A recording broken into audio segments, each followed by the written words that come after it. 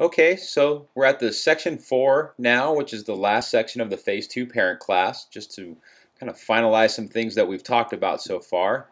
And one of the things that I think makes it really hard for us in today's day and age is, our culture as a whole is a very solution focused, task oriented, non relational culture.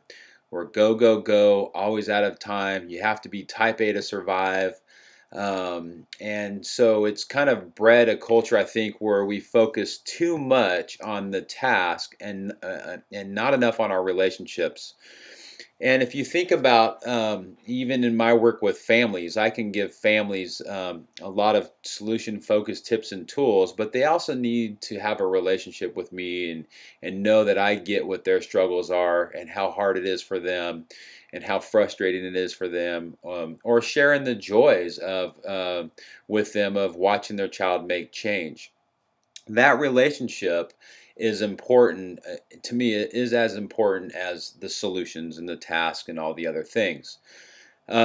So part of the mind shift I think we need to have, the paradigm shift, is to try to think about embracing the idea that the relationship is as important as all the other tasks that we have going on. So there is, I can, in early childhood, I can think about how, in early childhood development, I can think about it from that way from the beginning and bring it up to now. But my daughter, who's a couple years old, if she needs her diaper changed, the task is to change the diaper. If she needs food, the task is to give her food. But there's a relationship that needs to take place within that task that is as important as the task itself. So I was talking about this with the family before, and the father said, had mentioned, well, that's why I bought a boat last summer, was so that we can spend more time as a family relating to each other, which was really good intentions on his part. He's being mindful that they're a little disconnected as a family, wants to spend more time together, so he gets this boat and to accomplish this, working on the relationship.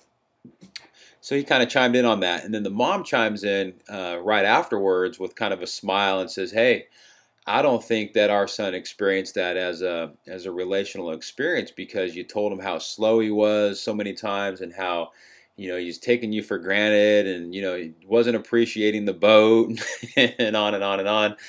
So we kind of got into some discussion about that, and the dad felt like, okay, we got to get to the boat launch and get the boat in the water, and other people need to dock their boat too, so we need to hurry up. And then there's all these tasks of launching this boat. And meanwhile, the kid is kind of like not keeping up, and it's Saturday morning and he's tired, and so what started off as a good day on the water, the intention of having a good day on the water turned into quite a struggle in the parent-child relationship.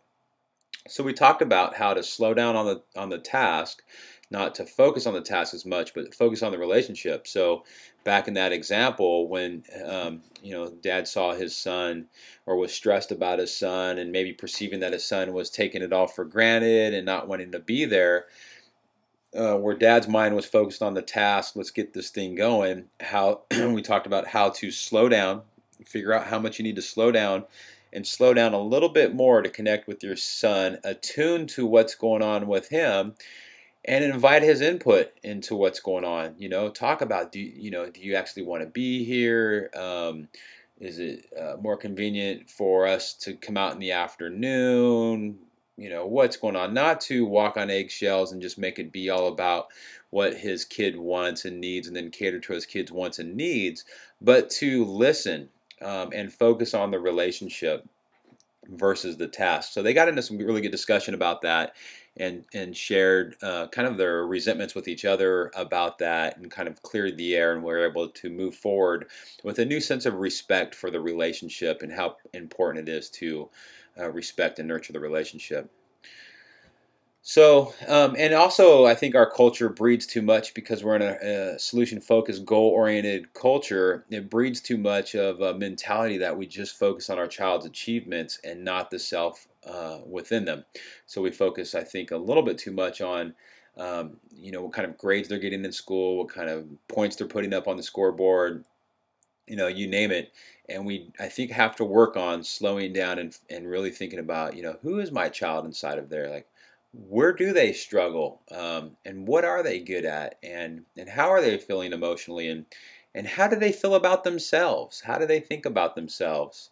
What's the internal self dialogue they have? How do they feel about their relationships? Where do they feel inadequate? And where do they feel competent? And really kind of slowing down and working on getting what it would be like to be them.